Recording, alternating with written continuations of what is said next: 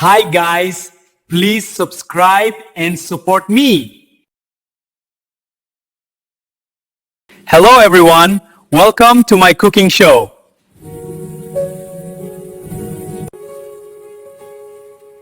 Today we are going to make a delicious chicken fried rice.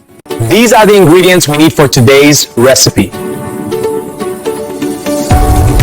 First, heat the pan and add some oil. Now add garlic, onion, and chicken pieces. Cook until the chicken becomes golden and juicy. Add cooked rice, soy sauce, salt, and pepper. Mix everything well for perfect flavor. Our chicken fried rice is ready! Some nuance splendor. Thank you for watching. Try this recipe at home.